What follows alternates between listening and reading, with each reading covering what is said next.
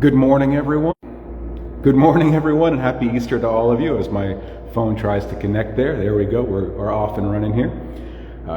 Want to wish you all a happy Easter. Hope you're having a great weekend. It's a quiet morning for me here. As you can see, I'm getting a workout in, and I'm the only one in here as well, which is great. And I have run of the place at this point.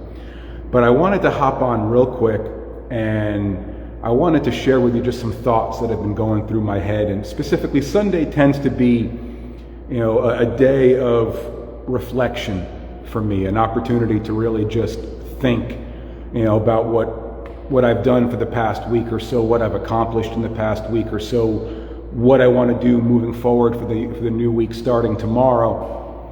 But just to think about things in general, just have a lot of, when you're going each and every day, trying to be as productive as you possibly can, sometimes you don't stop and think about what's going on and reflect on the past and look ahead to the future. But one thing I wanted to share with you is I've been reading this book lately called The Daily Stoic, and I have to thank my good friend and coach Mark Zalmanoff for turning me on to this book, because I'm only about a month and a half into reading this. It's a day-by-day type of approach to this book, and it's really made me think in a lot of different ways and really look at my life through a different lens.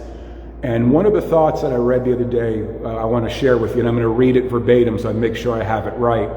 It's if you want to learn, be humble. That was from April 11th, just a few days back. And the quote is, "Throw out your conceited opinions, for it is impossible for a person to begin to learn what he thinks he already knows."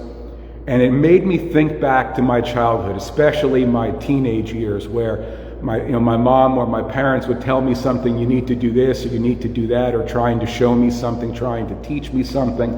And of course, two words come out of my mouth each and every time. I know.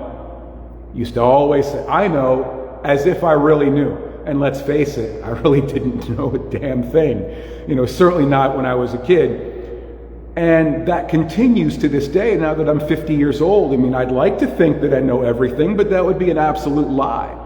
I'll be on my deathbed, and hopefully 50 years from now, and I still won't know everything. So one thing I've been forced to really focus on, be more aware of, especially since I opened up my own business, but even back about 12 years ago when I started my own fitness journey, is to take those words out of my vocabulary, I know, because I really didn't, which allowed me then to really stop and listen, truly hear what my fitness coach, my trainer way back in the day, my coaches now, past and present, who have helped me build my business, to everyone, to my family, to my friends, to really stop and listen, to what they're actually trying to tell me, and not just assume I know, not just believe I know, certainly not believe that I have all the answers. And I share this with clients of mine all the time, that I don't begin to say that I know everything.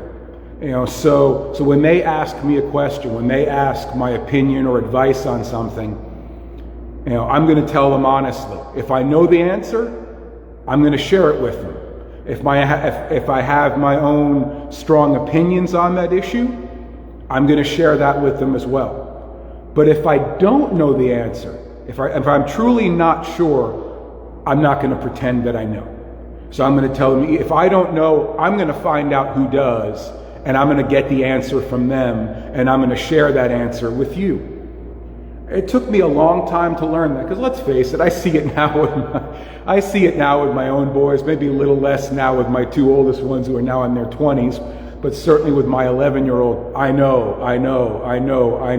And I just I don't get upset about it. I I grin and chuckle, because, he doesn't really know any more than I did at that age. So I highly recommend, especially on days like this when you can kind of sit back, spend some time with family, spend some time with friends, enjoy their company, enjoy your holiday traditions, really sit back and talk with one another and listen.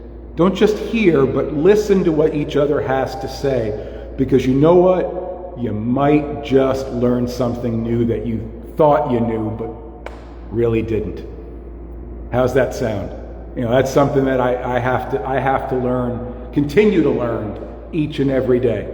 And you know what? There have been many times where I've said, I'm glad I took the time to really listen to what you had to say. Now, my wife may beg to differ. Love you, honey.